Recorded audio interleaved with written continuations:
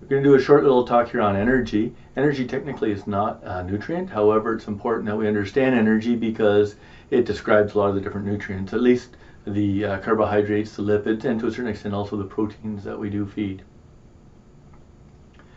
So what is energy? Well, first of all, energy is just the ability to do work. Animals have to consume energy so that they're able to, first of all, maintain themselves, to grow, and to reproduce. And so by maintaining itself, breathing takes energy. Digesting feed takes energy. Heart beating, all these things take energy. Walking to the water trough, walking to the feed trough, walking to the parlor, walking wherever they need to walk, that all requires energy. Growing, adding muscle, fat, frame, bone, all those things also require energy. Reproducing, okay, the mating process, okay, the drive, libido in the males and estrus in the females, that requires energy. When that lamb is growing inside their uterus, that's going to require energy, especially in those last few weeks before they lamb. The energy requirements go up quite significantly during that time. And of course during lactation, because lactation, producing milk takes a lot of energy as well.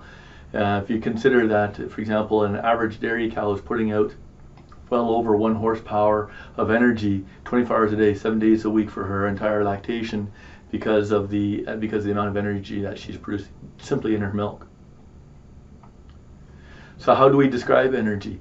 This is kind of an important concept to understand because there's different terms that are used and they can have fairly different results or fairly different implications. So first of all, the gross energy. That's the amount of energy that is in the feed if it was going to be, for example, burned in a fireplace. So for example, if I were to take, and I don't know the exact numbers on this, but if I were to take a kilogram of wood and a kilogram of corn, they probably have relatively similar amounts of gross energy. If I were to put those both in the fireplace, I would get the same amount of heat out of both of those, at least approximately. However, now if I were to grind that corn and grind that wood down into a meal, if I fed them both to a ruminant, my sheep, most of that wood, in fact almost all of that wood, is going to pass right through that animal and land up in the feces. And that's where we have fecal energy. And so the fecal energy is the energy of the feed that is not digested, that makes it all the way through the entire digestive tract from one end to the other. And of course then the difference will be the digestible energy. The digestible energy is the amount of energy that the animal is able to digest. So the corn is going to have a much higher digestible energy than wood would, for example, because of the difference in that fecal energy. From the digestible energy, just because it's been digested does not necessarily, we usually measure that just in terms of the fecal energy. Some of the energy that while the animal was digesting it escapes. For example, when a cow produces methane, the bacteria in the rumen produce methane, they belch that methane out, or our sheep will do the same. They're belching that methane out, and then that is energy that's lost. Now there are ways that we can mitigate that, and that'll be for another talk at some other point, but the important point is to understand can be gaseous products of digestion that we can be losing, or also urinary energy. So just because it was digested and even absorbed doesn't necessarily mean that energy is going to be used by the animal. It could end up escaping through the urine. And so we have urinary energy and gaseous products of digestion. Metabolizable energy, the energy that was actually metabolized by the animal, then will be the digestible energy minus the urinary energy or gaseous products of digestion. So then now we have the energy that's metabolizable. From there, some of that energy that was metabolized does not actually provide energy that's available either for the maintenance or that growth or that lactation that the animal has, but just ends up being used as body heat.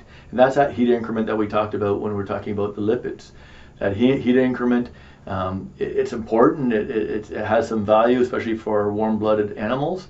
Even for cold-blooded animals, it has some value, of course, there as well. But that energy does not lead to the production that we expect, that we would like. And so that heat increment, if we take then the net energy, is going to be metabolizable energy minus that heat increment. And then of net energy, it can either go towards maintenance, maintaining the animal, growth of the animal, or lactation for that animal. And by the way, it's important that we actually probably mention that as well. That's kind of the order things happen, and an animal is going to maintain itself. And the first thing that will cut off will be lactation. If there's not enough energy for an animal, lactation will be the first thing kind of to suffer. The animal will lose body condition, so it will use some of its own stores to a certain extent to be able to do that, but at some point lactation will have to drop off. Then the next thing would be the growth, although growth can also be hindered in that.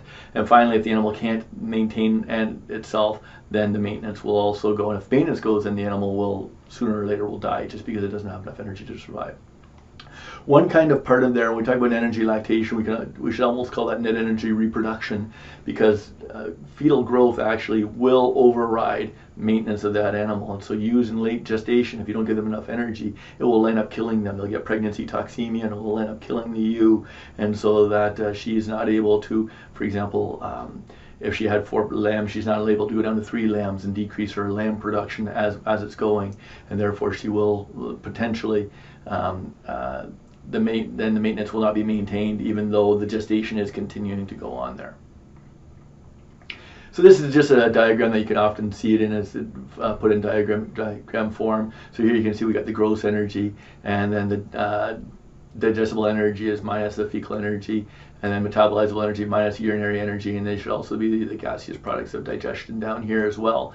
And then from there we go over to the net energy, and then the heat increment, where with the net energy we have that. So as you can see, what's going to happen is the further we move towards the right of this graph, the more accurate prediction we're getting of the amount of energy that's required.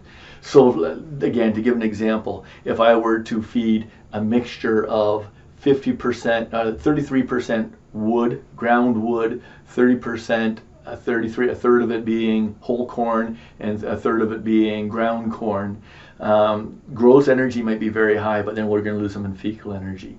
Then the digestible energy, if I had, for example, a fat, let's go with actually a fat and a fiber source, we're going to lose some in the heat increment and so forth. So if I want to know exactly how much energy is going to be usable by the animal, the further we go to the right side of that graph, the more accurate our numbers are going to be. But it's also much more expensive to analyze those things. So when we talk about dairy cattle, we often talk about net energy, whereas in sheep and beef cattle, we often talk more about the digestible energy. And we don't actually use the term necessarily digestible energy, we actually use the term total digestible nutrients.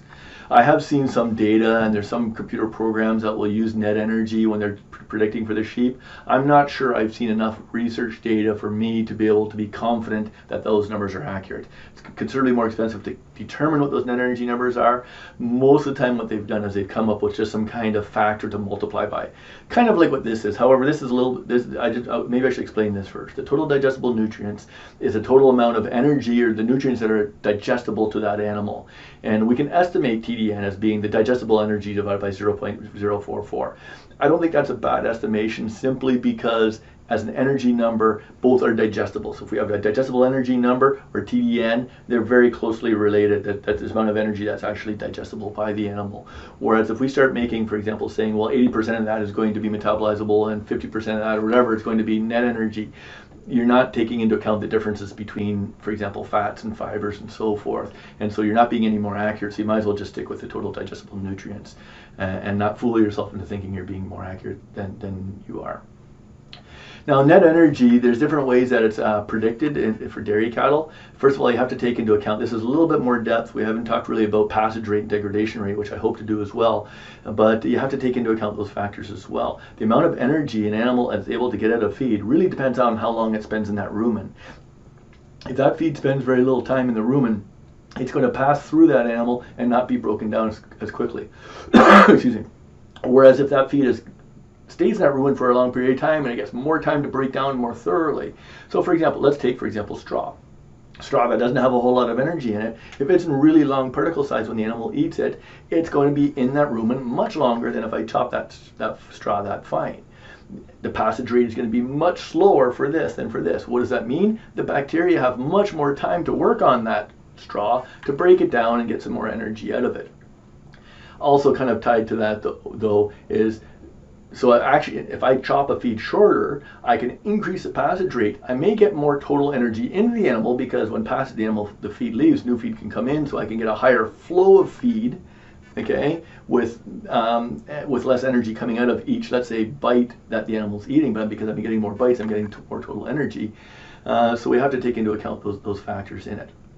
And as you can see actually right away too, is the rate of degradation makes an impact as well, how well it's degraded. So for example, if I was only to feed straw to an animal, the rumen is going to be really deficient in nitrogen, and therefore the bacteria don't have all the tools they need to break down that straw. If I feed a little bit of a nitrogen source with that, then all of a sudden they can actually break down that straw more aggressively and get more energy out of it. So really, technically, we should not say that feeds have energy. It's a diet that has energy. It's the entire diet that the animal's eating that has the energy for it.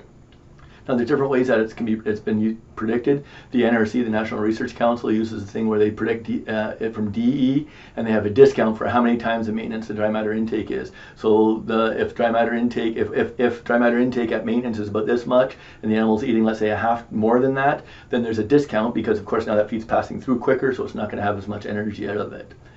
Okay, so that's how that one is done. Van Soest had a method where he said, well, basically, it's the amount of ADF. We're going to discount it based on the amount of ADF. And you can see how that's going to be related to dry matter intake, because remember, ADF is related to the digestibility of that feed. If the feed's not digestible, it spends more time in the rumen, slower passage rate, and therefore we're going to get less energy out of that.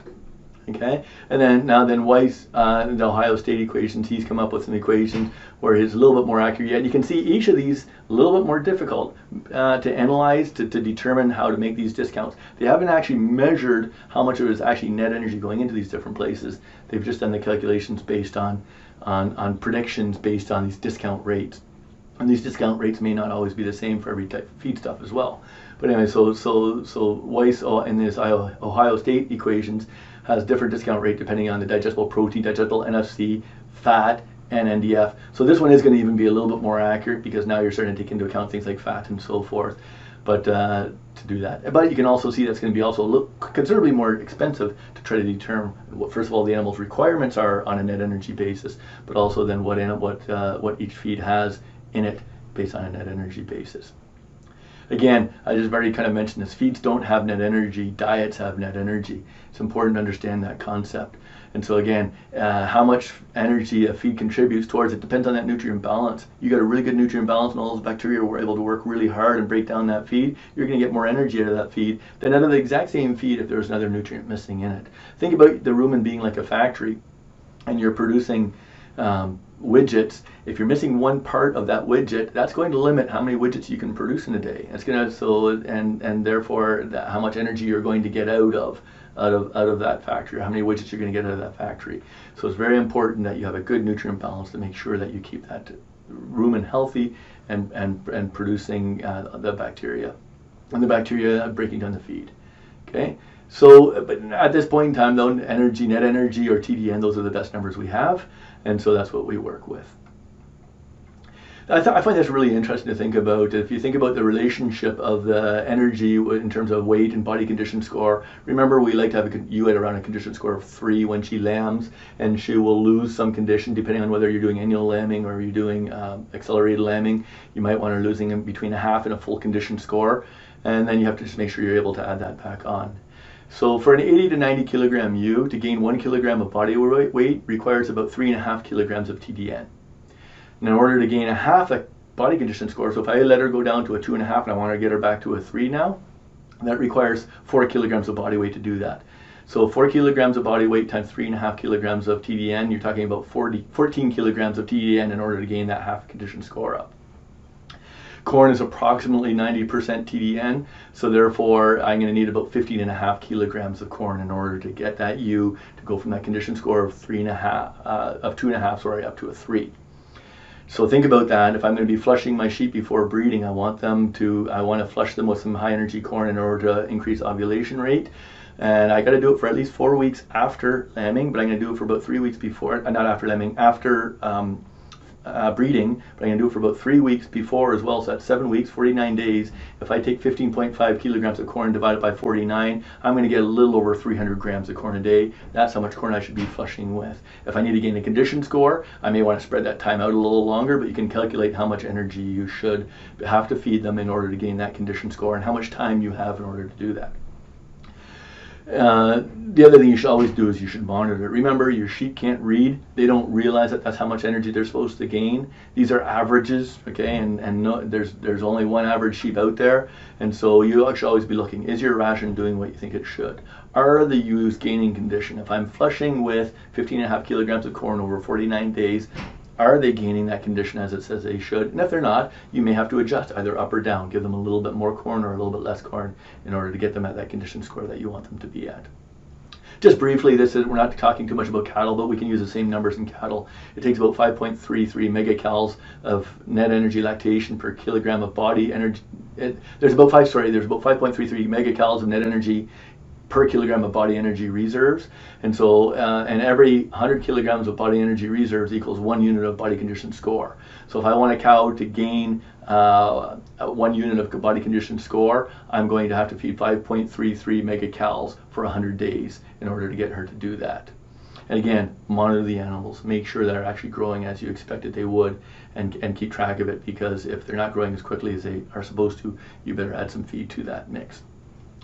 So just last slide here, just again to think about that. Carbohydrates, protein have about the same amount of energy in them, about 4 kcals per gram, and lipids are higher. We've already talked about in that lipid section. But even within each class, not all forms are equally well digested or metabolized. For example, if that carbohydrate is all lignin, even though it's got that much gross energy in it, it may not have that much digestible energy in it. How much lignin, ADF, NDF, and so forth, starch is in there.